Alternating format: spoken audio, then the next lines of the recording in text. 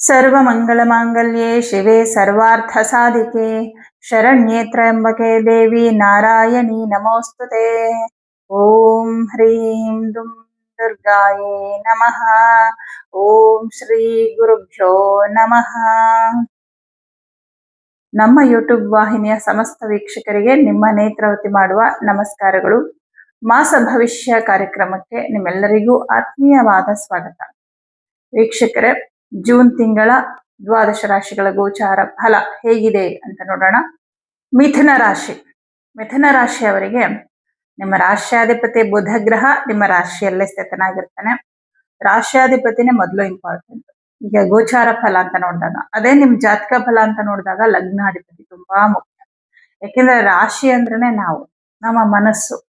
ನಾವು ಚೆನ್ನಾಗಿದ್ರೆ ಎಲ್ಲವೂ ಚೆನ್ನಾಗಿರುತ್ತೆ. ನಿಮ್ಮ ರಾಶ್ಯಾಧಿಪತಿ ಬುಧ ನಿಮ್ಮ ರಾಶಿಯಲ್ಲಿ ಇರೋದ್ರಿಂದ ಗೊಂದಲಗಳು, ಟೆನ್ಷನ್ಗಳು, ಆಮೇಲೆ ಇದೆಲ್ಲ ಕಮ್ಮಿ ಆಗ್ಬಿಡತ್ತೆ. ಈ ತಿಂಗಳಲ್ಲಿ ಒಂದು ಕ್ಲಾರಿಟಿ ಸಿಕ್ಕತ್ತೆ ಪ್ರತಿಯೊಂದು ವಿಚಾರದಲ್ಲೂ ಕೂಡ. ಹಾಗೆ ತುಂಬಾ ಸ್ಟ್ರಾಂಗ್ ಅಂತ ಅನ್ಕೋತೀರ ನೀವೇ. ನಿಮ್ಗೆ ತುಂಬಾ ನಾನು ಸ್ಟ್ರಾಂಗ್ ಇದ್ದೀನಿ ಅಂತ ನಿಮ್ಗೆ ಆ ಫೀಲ್ ಬರುತ್ತೆ. ಒಂಥರ ಧೈರ್ಯ ಕೂಡ ಜಾಸ್ತಿ ಆಗತ್ತೆ. ಕೆಲಸದ ವಿಚಾರ ಅಂತ ಬಂದಾಗ ಎಲ್ಲಾ ಕೆಲಸಗಳು ತುಂಬಾ ಬೇಗ ಬೇಗ ಸಕ್ಸಸ್ ಆಗುತ್ತೆ. ತುಂಬಾ ಯಾವುದೇ ಅಡೆತಡೆಗಳು ಇರೋದಿಲ್ಲ. ಎಷ್ಟು ಪರಿಶ್ರಮ ಪಟ್ಟು ನೀವು ಕೆಲಸ ಮಾಡ್ತಿರೋ ಅಷ್ಟೇ ಅನುಕೂಲವನ್ನ ಪಡಿತೀರಾ. ಹಾಗೆ ನೀವು ಕೆಲಸ ಮಾಡುವಂತ ಸ್ಥಳದಲ್ಲಿ ಒಳ್ಳೆ ಹೆಸರು ತಗೊಳ್ತೀರಾ. ಒಳ್ಳೆ ಗೌರವ, ಹೊಗಳಿಕೆ ಇದೆಲ್ಲವೂ ಕೂಡ ನಿಮ್ಗೆ ಸಿಗುತ್ತೆ. ಚತುರ್ಥಾಧಿಪತಿ ನಿಮ್ಗೆ ಬುಧ ಗ್ರಹ ನಿಮ್ಮ ರಾಶಿಯಲ್ಲೇ ಇರೋದ್ರಿಂದ ಮನೆ, ಭೂಮಿ, ವಾಹನ ಇತ್ಯಾದಿ ವಿಚಾರಗಳಿಗೆ ಸಂಬಂಧಪಟ್ಟಂತೆ ಏನಾದ್ರೂ ನೀವು ತಗೊಳ್ಬೇಕು ಅಂತ ಡಿಸೈಡ್ ಮಾಡಿದ್ರು ಒಳ್ಳೆ ಟೈಮೇ. ಯಾಕಂದ್ರೆ ನಿಮ್ಗೆ ಚತುರ್ಥಾಧಿಪತಿ ನಿಮ್ಮ ರಾಶಿಯಲ್ಲೇ ಇರೋದ್ರಿಂದ ನಿಮ್ಗೆ ಅನುಕೂಲಗಳಾಗುತ್ತೆ ತಗೊಳ್ಳೋದಕ್ಕೆ. ಅಂದ್ರೆ ನೋಡಿ, ಚತುರ್ಥಾಧಿಪತಿ ನಿಮ್ ರಾಶಿಯಲ್ಲೇ ಇರೋದ್ರಿಂದ, ನಿಮ್ ರಾಶಿಗೆ ಬಂದಿರೋದ್ರಿಂದ ನಿಮ್ಗೆ ಆ ಒಂದು ಯೋಗ ನಿಮ್ಮ ಹತ್ರ ಹುಡ್ಕೊಂಡ್ ಬರುತ್ತೆ ಅಂತ ಅರ್ಥ ಇದು. ಮನೆ ತಗೊಳ್ಳೋದು ಅಥವಾ ನಿವೇಶನ ತಗೊಳ್ಳೋದು ಅಥವಾ ಮನೆ ಕಟ್ಟೋದಕ್ಕೆ ಏನಾದ್ರು ಪ್ರಾರಂಭ ಮಾಡ್ಬೇಕು ಅಂತ ಅನ್ಕೊಂಡಿದ್ರೆ ಶುರು ಮಾಡ್ಬೋದು. ಯಾವುದೇ ರೀತಿಯ ಅಡೆತಡೆಗಳು ನಿಮ್ಗೆ ಬರೋದಿಲ್ಲ. ಯಾಕಂದ್ರೆ ಇಲ್ಲಿ ನಮ್ಗೆ ಗುರು ಕೂಡ ತುಂಬಾ ಇಂಪಾರ್ಟೆಂಟ್. ಯಾಕಂದ್ರೆ ದುಡ್ಡು ಕೊಡೋದು ಅವನೇನೆ. 2ನೇ ಮನೆಯಲ್ಲಿ ಉಚ್ಚ ಕ್ಷೇತ್ರದಲ್ಲಿ ಧನ ಸ್ಥಾನದಲ್ಲಿ ಗುರು ಇರೋದ್ರಿಂದ ನಿಮ್ಗೆ ಫೈನಾನ್ಷಿಯಲ್ ಪ್ರಾಬ್ಲಮ್ ಬರಲ್ಲ. ನೀವು ಖಂಡಿತ ಶುರು ಮಾಡ್ಬೋದು. ಅಥವಾ ಮನೆಗೆ ಸಂಬಂಧಪಟ್ಟಂತೆ ಏನಾದ್ರೂ ಪ್ಲಾನ್ ಮಾಡ್ಬೇಕು, ಏನಾದ್ರೂ ಒಂದು ನಿರ್ಧಾರ ತಗೋಬೇಕು ಅಂದ್ರೂ ಕೂಡ ಒಳ್ಳೆ ಟೈಮ್. ಹಾಗೆ ನಿಮ್ಗೆ ಬುಧನು ಚತುರ್ಥಾಧಿಪತಿ ಆಗಿರೋದ್ರಿಂದ ಕೃಷಿಗೆ ಸಂಬಂಧಪಟ್ಟಂತೆ ಏನೇ ಒಂದು ನಿರ್ಧಾರ ತಗೊಳ್ಳೋದಕ್ಕೂ ಕೂಡ ಒಳ್ಳೆ ಟೈಮ್ ಆಗಿದೆ. ಇನ್ನು 2ನೇ ಮನೆಯಲ್ಲಿ ನಿಮ್ಗೆ ಗುರು ಮತ್ತು ಶುಕ್ರ 2 ಶುಭ ಗ್ರಹಗಳು. 9 ಗ್ರಹಗಳಲ್ಲಿ ಅತ್ಯಂತ ಶುಭ ಗ್ರಹ ಅಂತಂದ್ರೆ ಗುರು. 2ನೇ ಶುಭ ಗ್ರಹ ಅಂದ್ರೆ ಶುಕ್ರ. ಇವರಿಬ್ರು 2ನೇ ಮನೆಯಲ್ಲಿದ್ದಾರೆ. ಹಣಕಾಸಿನ ವಿಷಯದಲ್ಲಿ ತುಂಬಾ ಒಳ್ಳೇದಾಗತ್ತೆ. ಅದ್ಭುತವಾದ ಬದಲಾವಣೆ. ಯಾವತ್ತೋ ಕೆಲಸ ಮಾಡಿರ್ತೀರಾ, ಅದ್ರ ಬಗ್ಗೆ ನಿರೀಕ್ಷಣೆ ಇಟ್ಕೊಂಡಿರಲ್ಲ, ಅದರಿಂದ ಹಣ ಬರುತ್ತೆ. ಎಲ್ಲೋ ಒಂದಿಷ್ಟು ಸೇವಿಂಗ್ಸ್ ಅಂತ ಮಾಡಿರ್ತೀರಾ, ಅದರಿಂದ ಹಣ ಬರುತ್ತೆ. ಯಾರಿಗೋ ದುಡ್ಡು ಕೊಟ್ಟಿರ್ತೀರಾ, ಎಷ್ಟು ಕೇಳಿದ್ರು ಅವ್ರು ಕೊಟ್ಟೇ ಇರೋದಿಲ್ಲ, ಆದ್ರೆ ಅವರು ಹಣವನ್ನ ತಂದು ಕೊಡ್ತಾರೆ. ಯಾವ್ದೋ ಪ್ರಾಜೆಕ್ಟ್ ಕಂಪ್ಲೀಟ್ ಆಗುತ್ತೆ, ಅದರಿಂದ ದುಡ್ಡು ಬರುತ್ತೆ. ಯಾವುದೋ ಒಂದು ರೀತಿಯಲ್ಲಿ ಹಣ ನಿಮ್ ಹತ್ರ ಬರ್ತಾ ಇರುತ್ತೆ. ಈ ತಿಂಗಳಲ್ಲಿ ಫೈನಾನ್ಷಿಯಲಿ ತುಂಬಾ ಚೆನ್ನಾಗಿದೆ. ಕುಟುಂಬದಲ್ಲಿ ಏನಾದ್ರೂ ಆರ್ಥಿಕ ಸಂಕಷ್ಟಗಳಿತ್ತು ಅಂದ್ರೆ ಖಂಡಿತ ನಿವಾರಣೆ ಮಾಡ್ಕೊಂಡ್ಬಿಡ್ತೀರಾ.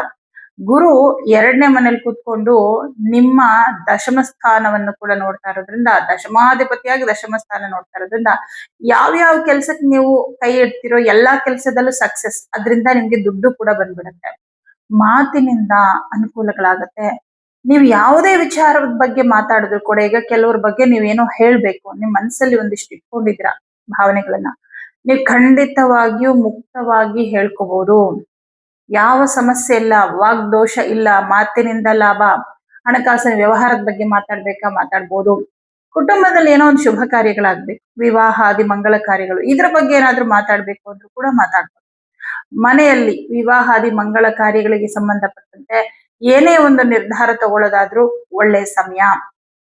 ದೈವ ಕಾರ್ಯಗಳು, ಶುಭ ಕಾರ್ಯಗಳು, ಮನೆಯಲ್ಲಿ ವಿಶೇಷ ಪೂಜೆ ಪುನಸ್ಕಾರಗಳನ್ನ ಮಾಡಿಸ್ಬೇಕು, ಖಂಡಿತ ಮಾಡಿ. ಯಾವುದೇ ವಿಘ್ನಗಳಿಲ್ಲದೆ ತುಂಬಾ ಒಂದು ಅಚ್ಚುಕಟ್ಟಾಗಿ ಎಲ್ಲಾ ಕೆಲಸಗಳು ಸಕ್ಸಸ್ ಆಗತ್ತೆ. ಯಾಕಂದ್ರೆ ಒಂದು ಪೂಜೆ ಪುನಸ್ಕಾರಗಳು ಮಾಡಿಸ್ಬೇಕು ಅಂದ್ರೂ ಅದು ಟೈಮ್ ಬರ್ಬೇಕು. ಎಷ್ಟೊಂದ್ಸಲ ಕೆಲವರು ಅನ್ಕೊಳ್ತಾರೆ ಮನೆಯಲ್ಲಿ ಒಂದು ಸತ್ಯನಾರಾಯಣ ಸ್ವಾಮಿ ಪೂಜೆ ಮಾಡಿಸ್ಬೇಕು ಅಂತ, ಆದ್ರೆ ಅದಕ್ಕೆ ಅನುಕೂಲನೇ ಆಗಲ್ಲ, ಇಲ್ಲ ಟೈಮ್ ಸಿಗಲ್ಲ, ಇಲ್ಲ ಇನ್ನೇನೋ ಆಗತ್ತೆ. ಹಾಗೆ ಅಂದ್ರೆ ಅದಕ್ಕೂ ಒಂದು ಟೈಮ್ ಬರ್ಬೇಕು. ಕೆಲವರು ವ್ರತಗಳು ಮಾಡ್ಬೇಕು ಅನ್ಕೋತಾರೆ, 108 ವಿಘ್ನಗಳು ಬರುತ್ತೆ. ಅದು ನೋಡಿ, ನಮ್ಮ ಕರ್ಮ ಕಳಿಬೇಕು. ಅದು ಕರ್ಮ ಕಳೆದ್ರೆ ಇದೆಲ್ಲ ಮಾಡಕ್ಕಾಗತ್ತೆ. ಅಥವಾ ಯಾವುದೋ ಒಂದು ಕರ್ಮ ಅಡ್ಡಿ ಪಡಿಸ್ತಾ ಇರುತ್ತೆ. ಆದ್ರೆ ಗುರು 2ನೇ ಮನೆ ಕುಟುಂಬ ಸ್ಥಾನದಲ್ಲಿದ್ದಾಗ ನೀವು ಯಾವುದೇ ಶುಭ ಕಾರ್ಯಗಳು ಅಥವಾ ಯಾವುದೇ ಒಂದು ಗುರು ಕಾರ್ಯಗಳು, ದೈವ ಕಾರ್ಯಗಳು ನೀವು ಏನೇ ಮಾಡಿದ್ರು ಕೂಡ ಯಾವ ಅಡ್ಡಿ ಆತಂಕಗಳಿಲ್ಲದೆ ಬಹಳ ಚೆನ್ನಾಗಾಗತ್ತೆ. ಅದರಲ್ಲೂ ಈ ತಿಂಗಳು ಶುಕ್ರ ಬೇರೆ 2ನೇ ಮನೇಲಿ ಇರ್ತಾನೆ, ಹಾಗಾಗಿ ನೀವು ಮಾಡ್ಬೋದು. ಇನ್ನು ಮಾತಿನ ವಿಷಯದಲ್ಲೂ ಕೂಡ ಬಹಳ ಅನುಕೂಲ ಆಗುತ್ತೆ.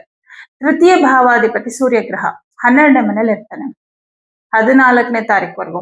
ಸ್ವಲ್ಪ 14ನೇ ತಾರೀಕುವರೆಗೂ ಸ್ನೇಹಿತರಿಗೋಸ್ಕರ ಖರ್ಚು ಮಾಡೋದು ಅದೆಲ್ಲ ಇರುತ್ತೆ. ಅದಕ್ಕೆ ಏನಾದ್ರೂ ಸ್ನೇಹಿತರನ್ನ ಅಥವಾ ಬಂಧುಗಳನ್ನ ಭೇಟಿ ಮಾಡ್ಬೇಕಂತಿದ್ರೆ 14ನೇ ತಾರೀಕು ಮೇಲೆ ಭೇಟಿ ಮಾಡಿ.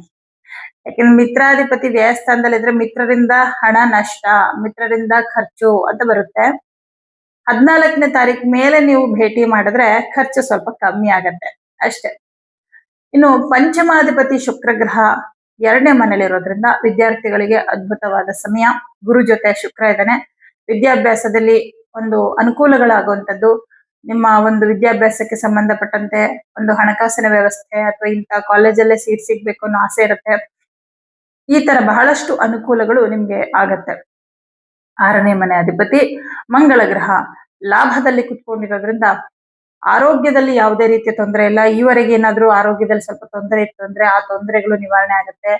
ನಿಮ್ಗೆ ಒಳ್ಳೆ ಟ್ರೀಟ್ಮೆಂಟ್ ಸಿಗುತ್ತೆ. ಇನ್ನು ಉದ್ಯೋಗ ಅಂತ ಬಂದಾಗ ಬೇರೆಯವರ ಕೈ ಕೆಳಗೆ ಕೆಲಸ ಮಾಡುವಂತವ್ರಿಗೆ, ಅಂದ್ರೆ ಖಾಸಗಿ ಕಂಪನಿಗಳಲ್ಲಿ ಕೆಲಸ ಮಾಡುವಂತವ್ರಿಗೆ ಕೆಲಸದಲ್ಲಿ ಬಹಳಷ್ಟು ಶುಭ. ಲಾಭದಲ್ಲಿ ಕುತ್ಕೊಂಡಿದ್ದಾನೆ ಮಂಗಳ ಗ್ರಹ. ಪ್ರಮೋಷನ್ಗೆ ಏನಾದ್ರೂ ಪ್ರಯತ್ನ ಮಾಡ್ತಿದ್ರೆ ಹಾನೆಸ್ಟ್ ಆಗಿ ಪ್ರಯತ್ನವನ್ನ ಮುಂದುವರಿಸಿ. ಈ ತಿಂಗಳಲ್ಲಿ ನಿಮ್ಗೆ ಪ್ರಮೋಷನ್ ಸಿಗುವಂತಹ ಲಕ್ಷಣಗಳು, ಸೂಚನೆಗಳು ಕಂಡು ಬರಬಹುದು. ಅಥವಾ ಸ್ಯಾಲ್ರಿ ಆದ್ರೂ ಜಾಸ್ತಿ ಆಗಬಹುದು. ಯಾವುದೋ ಒಂದು ರೀತಿಯಲ್ಲಿ ಉದ್ಯೋಗದಲ್ಲಿ ಒಂದು ಒಳ್ಳೆಯ ಒಂದು ವಿಚಾರವನ್ನ, ಒಳ್ಳೆಯ ಸುದ್ದಿಯನ್ನ ನೀವು ಕೇಳ್ತೀರಾ. ಲಾಭದಲ್ಲಿ ಮಂಗಳ ಇರೋದ್ರಿಂದ ಭೂಮಿಗೆ ಸಂಬಂಧಪಟ್ಟಂತಹ ಯಾವುದೇ ಕೆಲಸ ಇದ್ರೂ ಕೂಡ ನೀವು ಅದರ ಒಂದು ಕೆಲಸವನ್ನ ಈ ತಿಂಗಳಲ್ಲಿ ಮಾಡಿ ಸಕ್ಸಸ್ ಆಗತ್ತೆ. ಭೂಮಿ ಪುತ್ರ ಮಂಗಳ ಲಾಭದಲ್ಲಿರೋದ್ರಿಂದ ಅಂತಹ ಕೆಲಸಗಳಿಗೆ ಅವನು ಬಹಳಷ್ಟು ಅನುಕೂಲವನ್ನು ಮಾಡಿಕೊಡ್ತಾನೆ. ಸಪ್ತಮಾಧಿಪತಿ 2ನೇ ಮನೇಲಿದ್ದಾನೆ. ಯಾರಿಗೆ ವಿವಾಹ ಆಗ್ತಾ ಇಲ್ಲ, ವಿವಾಹಕ್ಕೆ ಸಂಬಂಧಪಟ್ಟಂತೆ ಏನೋ ಒಂದು ಒಳ್ಳೇದಾಗತ್ತೆ. ವಧುವರ ಅನ್ವೇಷಣೆ, ಒಪ್ಪಂದಗಳು, ಮಾತುಕತೆ ಇವುಗಳಲ್ಲಿ ಆಗ್ತಿದ್ದಂತಹ ತಡೆಗಳು ಕಮ್ಮಿ ಆಗತ್ತೆ. ಹಾಗಾಗಿ ವಿವಾಹಾದಿ ಮಂಗಳ ಕಾರ್ಯಗಳಿಗೆ ಬಹಳ ಶುಭವಾದ ಸಮಯ ಇದಾಗಿದೆ. ಹಾಗೆ ವೈವಾಹಿಕ ಜೀವನದಲ್ಲಿ ಒಂದಿಷ್ಟು ಪ್ರಾಬ್ಲಮ್ಗಳಾಗಿತ್ತು. ಕೆಲವರಿಗೆ ಸಪರೇಟ್ ಆಗಿದ್ರಿ, ಡೈವರ್ಸ್ ವರ್ಗೂ ಹೋಗಿದ್ರಿ, ಮಾತು ಬಿಟ್ಟಿದ್ರಿ, ಬೇರೆ ಬೇರೆ ಇದ್ರಿ ಅಂಥವರು ಮತ್ತೆ ಮಾತಾಡಿ ನಿಮ್ಮ ಸಂಬಂಧವನ್ನ ಸರಿ ಮಾಡ್ಕೊಳ್ಳೋ ಸಾಧ್ಯತೆ ಇದೆ. ಯಾಕಂದ್ರೆ ವಾಕ್ಸ್ಥಾನದಲ್ಲಿ ಗುರು, ಅರಿವು, ತಿಳುವಳಿಕೆ ನೋಡಿ. ಸಪ್ತಮಾಧಿಪತಿ ಉಚ್ಚ ಕ್ಷೇತ್ರಕ್ಕೆ ಬಂದಂದ್ರೆ ನಿಮ್ಮ ಸಂಗಾತಿ ತಿಳುವಳಿಕೆ ಬಂತು ಅಂತ. ಇಲ್ಲ ಅವ್ರಿಗಾದ್ರೂ ತಿಳುವಳಿಕೆ ಬರ್ಬೇಕು, ಇಲ್ಲ ನಿಮ್ಗಾದ್ರೂ ಬರ್ಬೇಕು. ಇಬ್ರು ದಡ್ಡರಾಗ್ಬಿಟ್ರೆ, ಇಬ್ರು ಕೂಡ ನಾನು ಅನ್ನೋದೇ ಹೆಚ್ಚಾಗ್ಬಿಟ್ರೆ ಇಬ್ರಲ್ಲೂ ಕೂಡ ಸಂಬಂಧಗಳು ಉಳಿಯೋದಿಲ್ಲ. ಸೊ ಆ ತರದ ಒಂದು ಸಮಸ್ಯೆಗಳಿದ್ದವರು ಕೂಡ ಮತ್ತೆ ಮಾತಾಡಿ ಸಮಸ್ಯೆಗಳನ್ನ ಬಗೆಹರಿಸ್ಕೊಂಡು ಸಂಬಂಧಗಳನ್ನ ಸರಿ ಮಾಡ್ಕೊಳ್ಳೋ ಸಾಧ್ಯತೆ ಹೆಚ್ಚಾಗಿದೆ. ಅಷ್ಟಮಾಧಿಪತಿ ಭಾಗ್ಯಾಧಿಪತಿ ಆದಂತ ಶನಿಗ್ರಹ ಕರ್ಮಸ್ಥಾನದಲ್ಲಿರೋದ್ರಿಂದ ನಿಮ್ಮ ವೃತ್ತಿಯ ವಿಚಾರವಾಗಿ ತುಂಬಾ ಹಾನೆಸ್ಟ್ ಆಗಿ ಪ್ರಯತ್ನ ಪಡೋದು, ತುಂಬಾ ಹಾನೆಸ್ಟ್ ಆಗಿ ಕೆಲಸ ಮಾಡೋದು, ಇದರಿಂದ ನಿಮ್ಗೆ ಒಳ್ಳೆಯ ಲಾಭವನ್ನು ಕೂಡ ನೀವು ಪಡಿತೀರಾ. 9ನೇ ಮನೆ ಅಧಿಪತಿ ಶನಿಯ ಮೇಲೆ ಗುರುದೃಷ್ಟಿ ಬೀಳ್ತಾ ಇದೆ. ಇವರಿಗೆ ತಂದೆಯ ವಿಷಯದಲ್ಲಿ ಏನೋ ಒಂದು ಸಮಸ್ಯೆ ಇತ್ತು, ಅವರ ಆರೋಗ್ಯದಲ್ಲಿ ಏನೋ ತೊಂದರೆಗಳಿತ್ತು ಅಂದ್ರೆ ಸ್ವಲ್ಪ ಅದು ಬಗೆಹರಿಯುವಂತಹ ಸಾಧ್ಯತೆಗಳು ಕೂಡ ಇರುತ್ತೆ. ಚತುರ್ಥ ಭಾವಕ್ಕೆ ಶನಿ ದೃಷ್ಟಿ ಇರೋದ್ರಿಂದ ವಾಹನ ಖರೀದಿ ಮಾಡೋದಕ್ಕೆ ಸೂಕ್ತವಾದ ಸಮಯ. ಯಾಕಂದ್ರೆ ಚತುರ್ಥಾಧಿಪತಿ ನಿಮ್ಮ ರಾಶಿಯಲ್ಲೇ ಇದ್ದಾನೆ. ಚತುರ್ಥದ ಮೇಲೆ ಶನಿಯ ದೃಷ್ಟಿ ಬಿದ್ದಿರೋದ್ರಿಂದ ವಾಹನವನ್ನ ಖರೀದಿ ಮಾಡೋದಕ್ಕೆ ಬಹಳಷ್ಟು ಅನುಕೂಲಗಳಾಗುತ್ತೆ. ಸ್ವಂತ ಉದ್ಯೋಗವನ್ನ ಮಾಡುವಂಥವ್ರಿಗೆ, ಪಾರ್ಟ್ನರ್ಶಿಪ್ ಅಲ್ಲಿ ಬಿಸ್ನೆಸ್ ಮಾಡೋರಿಗೆ ತುಂಬಾ ಒಳ್ಳೆ ಲಾಭ, ತುಂಬಾ ಚೆನ್ನಾಗಿದೆ. ಕನ್ಯಾ ರಾಶಿ, ಮಿಥುನ ರಾಶಿಯವರಿಗೆ, ಯಾಕಂದ್ರೆ ಮಿಥುನ ರಾಶಿಯವರಿಗೆ ಶನಿ, ಬುಧ, ಗುರು, ಶುಕ್ರ ಇಷ್ಟು ಗ್ರಹಗಳು ತುಂಬಾ ಶುಭ ಫಲ ಕೊಡ್ತಾ ಇದ್ದಾರೆ. ಮಂಗಳ ಕೂಡ ಶುಭ ಫಲ ಕೊಡ್ತಾ ಇದ್ದಾನೆ. ಇನ್ನು ಕೇತು ಗ್ರಹ ಕೂಡ ತೃತೀಯ ಭಾವದಲ್ಲಿ ಇಟ್ಕೊಂಡು ತುಂಬಾ ಶುಭ ಫಲ ಕೊಡ್ತಾ ಇದ್ದಾನೆ. ನೋಡಿ 3ನೇ ಮನೆಯಲ್ಲಿ ಕೇತು ಇದ್ರೆ ಸೂಕ್ಷ್ಮ ವಿಚಾರಗಳನ್ನ ತುಂಬಾ ನೀಟಾಗಿ ಅರ್ಥ ಮಾಡಿಸ್ತಾನೆ ಕೇತು ಗ್ರಹ ತೃತೀಯ ಭಾವದಲ್ಲಿದ್ದಾಗ. ಸೊ ಅದು ಕೂಡ ನಿಮ್ಗೆ ಇವಾಗ ಗೊತ್ತಾಗಿದೆ, ನಾನು ಏನ್ ಮಾಡ್ಬೇಕು, ಯಾರ ಜೊತೆ ಮಾತಾಡ್ಬೇಕು, ಯಾರ ಜೊತೆ ನಾನು ನನ್ನ ಸಂಬಂಧವನ್ನ ಚೆನ್ನಾಗಿಟ್ಕೋಬೇಕು, ಅಥವಾ ಯಾರ ಜೊತೆ ನನ್ನ ಮಾತು ಬಿಟ್ಬಿಡ್ಬೇಕು, ಯಾರು ನನ್ನ ಜೀವನಕ್ಕೆ ಸೆಟ್ ಆಗಲ್ಲ, ಇದೆಲ್ಲ ವಿಚಾರಗಳು ನಿಮ್ಗೆ ಅರಿವಿಗೆ ಬಂದ್ಬಿಡುತ್ತೆ. ಎಲ್ಲಾ ರೀತಿಯಲ್ಲೂ ಚೆನ್ನಾಗಿದೆ. ದುಡ್ಡು ಕಾಸಿನ ವಿಚಾರದಲ್ಲೂ ಅಷ್ಟೇ ತುಂಬಾ ಚೆನ್ನಾಗಿರೋದ್ರಿಂದ ಮಿಥುನ ರಾಶಿಯವರಿಗೆ ಈ ಜೂನ್ ತಿಂಗಳು ತುಂಬಾ ಶುಭದಾಯಕವಾದಂತಹ ತಿಂಗಳು ಅಂತ ಹೇಳ್ಬೋದು. ಎಲ್ಲಾ ಗ್ರಹಗಳು ಶುಭ ಸ್ಥಾನದಲ್ಲಿರೋದ್ರಿಂದ ಪರಿಹಾರ ಅಂತ ಯಾವುದೇ ಗ್ರಹಕ್ಕೂ ಮಾಡೋ ಅವಶ್ಯಕತೆ ಇಲ್ಲ. ಆದ್ರೆ 14ನೇ ತಾರೀಕುವರೆಗೂ ರವಿ 12ನೇ ಮನೇಲಿ ಇರ್ತಾನೆ. ಸ್ವಲ್ಪ ಖರ್ಚಾಗಬಹುದು ಅಷ್ಟೇ. ಅದಕ್ಕೂ ಪ್ರತಿದಿನ ಆದಿತ್ಯ ಹೃದಯ ಮಂತ್ರ ಹೇಳ್ಕೊಳ್ಳಿ, ಇನ್ನೂ ಒಳ್ಳೇದಾಗತ್ತೆ. ಎಲ್ರಿಗೂ ಶುಭವಾಗಲಿ.